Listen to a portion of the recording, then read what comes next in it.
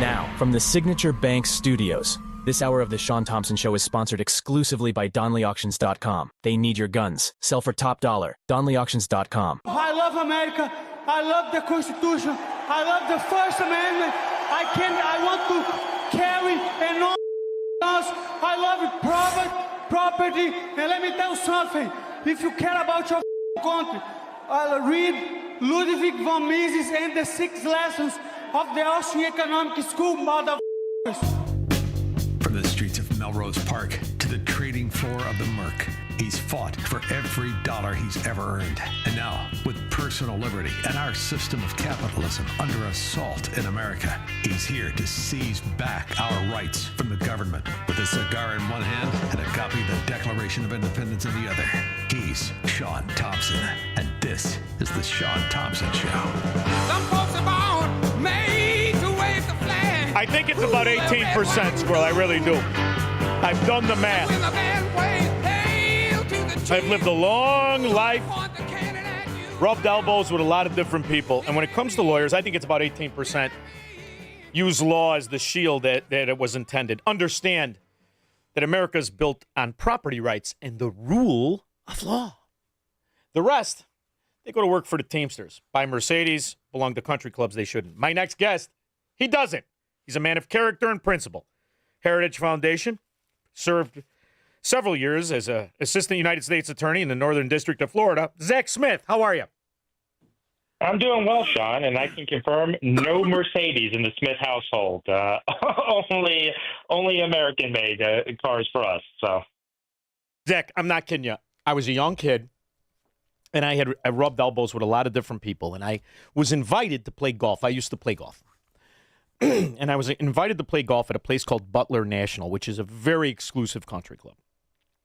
And it was through a union guy. Excuse me. I hope that cough works. Does that cough button work? It does now. And we go to Butler, and this guy's name is Hugh, big fat old man. And we're on the third hole, and I'm watching the guy, and he's flailing. And when it comes time to give the score, he's cheating on every hole. I said to my buddy, are you telling me that and you got caddies and who puts the ball? He didn't even have to bend his big fat ass over to put the ball on the tee. And I said, are you telling me that the guy who belongs to this luxurious, magnificent country club with all this prestige, he cheats? He said he's a lawyer for the Teamsters. Come on, did you think you were going to get a real number out of the guy? So really, unfortunately, mine are not just jokes. They earned my disdain for them. But when you look at lawyers that have bastardized law so much, they wield the power from the bench of the federal government. You got a big problem on their hands when they're racists. You got a big problem on their hands when they weaponize law and abuse statutes. And if you're not going to play in that arena of charging people in the right way, fighting for the real principle of law, you're going to lose every time, aren't you? yeah, look, this is a big problem. We've talked about it before, Shaun. Unfortunately, you have too many judges today that don't view their job as simply applying and interpreting the law as it's written. They view their job as being philosopher kings, philosopher queens, simply imposing their own preferred policy preferences. And that is not the role of a judge or a justice. They should not be second-guessing the people's elected representatives simply on policy-based grounds. And yet time and time and time again, particularly when it comes to challenges to the Trump administration and some of its policies, you have these federal court judges imposing their own policy views over those of our elected representatives. Now, the beauty of federalism is that the people who live in the small areas, right, it's the government closest to the people. And you and I have a luxury of living among decent people. And when decent people say, if you murder us, if you rape our children, if you commit such horrible acts, we're going to kill you. We don't want to pay for your health care. We don't want to pay for your housing. We don't want to pay for HBO. When you rape or kill or maim or your acts of unlawful lifestyle are so outrageous, it's harming the innocent, we will kill you. Now, that's my choice and your choice to live in Florida. Illinois used to be like this. Look, go ahead. Yeah, look, I was just going to say, unfortunately, we've moved away from this idea that there are appropriate instances where the death penalty should be imposed. And as you laid it out, even citizens in deep blue states, by and large, understand that there are some crimes so heinous, so outside the bounds of acceptable conduct, that the ultimate punishment is deserved. Now, here's where things become problematic, Sean, because over the past half century or more, you've had very progressive, very liberal Supreme Court justices imposing their own policy preferences under the guise of constitutional law. And so what's happened over the past 40 to 50 years is this line of sometimes incoherent case law revolving around the death penalty has developed. And so now there are very limited instances where states can constitutionally impose the death penalty. When they try to do so, it often takes decades for those cases to work their way through the court systems. And what you're starting to see now, some states, including our home state of Florida, has said, no, we think the Supreme Court got it wrong. We think there are certain crimes, like certain child sex offenses, that are so heinous, so deserving of death, that we're going to pass laws and try to tee up a challenge that will ultimately make its way back to the Supreme Court. One of the realities of how the mores of different societies change and develop is that in Illinois specifically, Chicago exclusively, but not exclusively, but Chicago leading the charge, the predator is protected. The rapist, the murderer. In fact, last week I was doing the show, and a case came out. A degenerate thug who had been arrested over and over his entire life, useless life, big fat slob of a guy, punches a suburban father who had gone to the blues club. There's a blues club in Chicago, one of the rare things that still people go to. He's coming out. This guy punches him. He falls back, hits the back of his head, and he dies. They just sentenced him. This was 2 years ago. They just sentenced the scallywag. It turns out Chicago has a one-punch rule. I said, boy, this is very exciting. It turns out if you only punch somebody one time and they die, you get 4.5 years. He murdered a father, a husband, a decent citizen from the suburbs, and he got 4.5 years. Now, I was saying during the show, this happens in my neighborhood. This happens in Collier County, Florida. You hit an old man on Marco Island, they'll kill you. I think within the year, Florida will kill you. And it should be that. Why in the world do areas decide to use the power of law? You break your covenant with the citizen who is lawful. You know, we've got long history here. This is the beauty of being an older area. Richard Speck was a legendary degenerate scumbag. Killed nurses. 8 nurses he killed in one time. Raped them. Gets life sentences. He was supposed to die, and a Democrat said, no, he's not going to die, and all the rest. He lived in prison. He had taken female hormones, grew breasts. He ran the prison because he was there for so long. He had his own room. He had a lover. He did cocaine. He filmed it. It was a big scandal at the time. And all I kept thinking about is those girls' fathers and mothers and brothers and sisters. And they're entitled to nothing. Their memory is entitled to nothing. The idea that people cannot intellectually understand what happens when you use government to protect predators is why you have ghettos. All these areas in Chicagoland, all of them, all created by government, all ghettos. And the reason is they have a revolving door for criminals, and there is no justice for the people who are constantly law-abiding. It's outrageous to me that people live like this in America. Are you shocked at the lack of pushback by citizens trapped in these Democrat enclaves? Well, I think the citizens are pushing back. I think there's been a lot of misdirection, a lot of misinformation about what exactly happens when someone is arrested and prosecuted.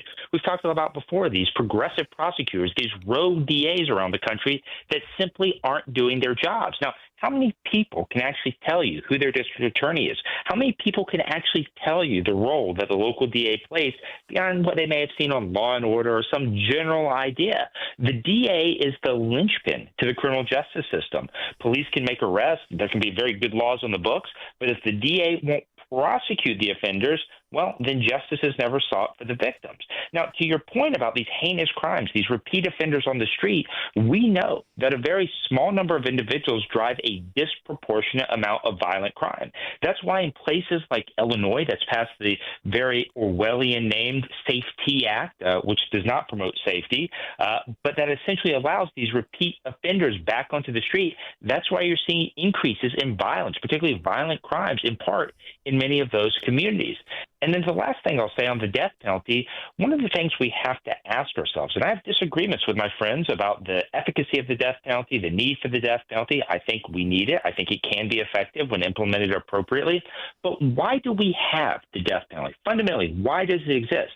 It exists because we as a society need to show in the strongest possible terms, again, that some conduct is so outside of acceptable bounds that ultimate punishment is justified. The other thing that's fascinating is the detachment from the data we do have, from the information we do have, from the history we've lived through ourselves. The recidivism among child pedophiles and sex offenders of children is 99%. And the only time they can ever get a positive is when they're chemically castrated. And that's just from the raping, let alone the other acts of stalking and the rest of it. So it's an unwillingness to identify true evil that permits this kind of waffling over right and wrong. And if you can't come to the reaction that as a society you can't murder other citizens who are innocent, you can't deal in drugs knowing that you're going to kill and maim and all that, then what law is there for the good? Where do the good people have law? And it's amazing because it leads into our next story of racism. So it turns out in America, racism isn't illegal, especially if the government does it. Then it's perfectly legal in some of these areas. And this is the other thing to realize. The government isn't against murder, rape, racism, as long as they get to okay it. I mean, it's a nauseating reality. And here I was all of my life thinking that the rule of law and the Enlightenment was the principles of my country. Well, the good thing is Donald Trump and the Trump administration, they're taking steps to right these wrongs in many areas. You have Harmeet Dillon, who's heading the Civil Rights Division, who's bringing enforcement actions that should have been brought decades ago, everything from higher education to hiring practices for corporations, trying to make sure that our civil rights laws are fairly and uniformly enforced. That saying we don't treat people differently based on race really means we don't treat people differently based on race. You're seeing pushback against accreditors like the American Bar Association, which has pushed a host of problematic policies on law schools and lawyers. You're seeing Harmeet Dillon suing medical schools. They're discriminating in their admissions decisions. And you're starting to see the Justice Department taking a close look at some of these charging decisions you mentioned. We may have talked about it before in Fairfax County, Virginia, other deep blue Northern Virginia counties. The local prosecutors there are charging people differently based on their immigration status. They don't want to cause someone to be deported if they're not a citizen of our country. Well, guess what that means in practice? It means that in practice, U.S. citizens are actually getting treated worse. They're getting charged more aggressively for the same crimes that sometimes illegal aliens or other non-citizens commit, which is a clear violation of our nation's civil rights laws. So recently, I was pulled over just a couple days ago in Florida. And I added somebody to an insurance policy, and there's some sort of things where, if insurance doesn't report to the state, there's a problem, and it shows up as a suspended license. And I get pulled over, and the guy says, you got a suspended license. I said, are you out of your mind? So he could see that I was clearly shocked by what had happened. He said, oftentimes did you change something on your policy? Now, I'm on the side of the road. I said, yeah. He goes, well, listen, what I'm going to do, I'm going to take your license. You meet me or go to the DMV in an hour and clear it up. If you've got your information, bring it. But I have to keep your license. And if it isn't a mistake and your license is suspended, then we're going to have further charge. I said, no problem. So I did just that, and it was a clerical error. They recognized that I had all my declarations and the rest of it. But I was watching as the people were interacting, and I was watching what was going on. The difference in the way in which government treats citizens in a red state versus a blue state is unbelievable to me. I've lived here all my life in Illinois. to see the difference in the interactions. It really is a dignity, a character issue of our society. So when you were talking about earlier, who doesn't know your AG, who doesn't know this, the reality is if you live among enough uninformed, ignorant people who are lawbreakers, odds are the government is going to start to protect them and start to prosecute the decent. That's exactly what's happening across our country. And that's exactly how I feel it is. I don't think it can be more clear than the reality of states that had enough arrogance to nullify our immigration law in the first place. That was really the first shot where people should have said, our government has decided to protect the illegal alien versus the citizen. We shouldn't be shocked by this outcome, should we? Well, that brings up a good point, because one of the things we've seen is not only state and local officials not helping the federal government enforce immigration law, we've seen state and local officials actively trying to prevent the federal government enforcing immigration law, and that is a federal offense. That's a federal crime. And so I am encouraged to some degree that Hannah Dugan, you may remember, she's the judge from Milwaukee, Wisconsin, that actively obstructed ICE officers from making an arrest in her courtroom. She was prosecuted. She was found guilty of obstructing justice. Now, the disappointing part of that is the very liberal Clinton-appointed federal judge who oversaw her case, he sentenced her to no time in jail. He sentenced her to no probation and imposed only a $5,000 fine on her. And so I think the fact that the prosecution occurred, that is a good first step, but there needs to be more penalties on the back end whenever this type of obstruction takes place. Now, the bastardization of the rule of law is the idea that this kind of thing could even happen. Are you shocked that there isn't a standard minimum that judges have to give? I mean, do they have the unfettered discretion to politicize all adjudicated law? I mean, we've seen 3 female judges in Minnesota overturn jury convictions. 3 different female judges overturned jury conviction.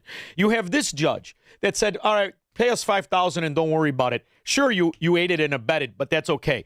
You see the misuse of moving statutes to charge Trump with a rape from 20-something years ago, made up from an episode of Law & Order SVU, Season 13, Episode 11. You see the way in which judges can, in fact, completely rewrite American law. Does it shock you sometimes? I mean, I know you're an officer of the court, but did you realize judges could absolutely undo the will of the people, even juries? Well, it is shocking because what we've seen time and time again are particularly federal trial court judges overstepping their proper authority, issuing orders that clearly violate the authority that the Constitution and Congress have imputed to them, have given to them. And so whenever you see these type of repeated violations, these repeated oversteps, that's when Congress needs to step in. That's when they need to say, we're going to impeach judges who intentionally and repeatedly violate their duty, exceed their own powers. And until you get a check on those federal judges, I think, unfortunately, you'll continue to see more and more of that type of behavior.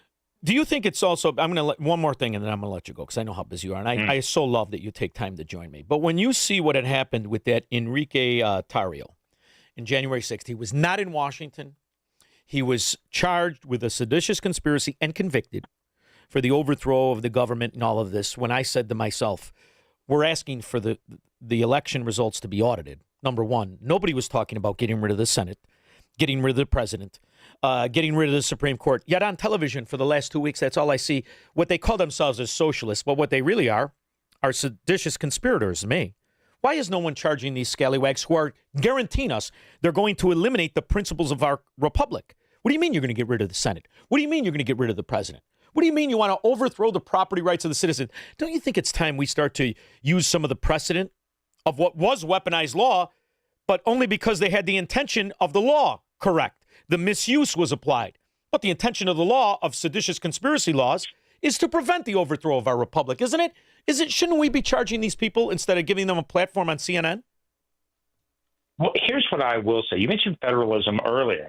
We've heard New York's Marxist mayor Zohran Mamdani threatening to arrest Bibi Netanyahu when he comes to New York for the UN convention. Now, regardless of whether you agree or disagree with the Israeli government, Netanyahu, it's very clear that the New York City mayor cannot take actions that violate federal law. And so I suspect if you see New York City police officers, Mayor Mamdani, any of those folks trying to impede or interfere with Prime Minister Netanyahu's trip to the UN, you should see the federal government respond in a very strong, very straightforward way to make clear that the rule of law must apply even-handedly and equally to everyone. Zack Smith, thank you for joining me. I know how busy you are. Say hello to the decent people of Florida while I survive the ghetto of up north. I appreciate you taking time. I look forward to the next time. Thank you. Of course. Thanks for having me on. Take care. You too. We'll be back with your calls and comments. Call Shaun now. 312-642-5600. It's summer. Time to get outside and enjoy the beautiful weather in a brand new scooter from Mars Medical in New Lenox. Come see and test drive their full collection of new and used power mobility devices for sale. Mars Medical carries full and travel size scooters from Pride Mobility and Golden Technologies. Inventory is moving out daily, so don't hesitate to pick out your new scooter today. And don't forget, Mars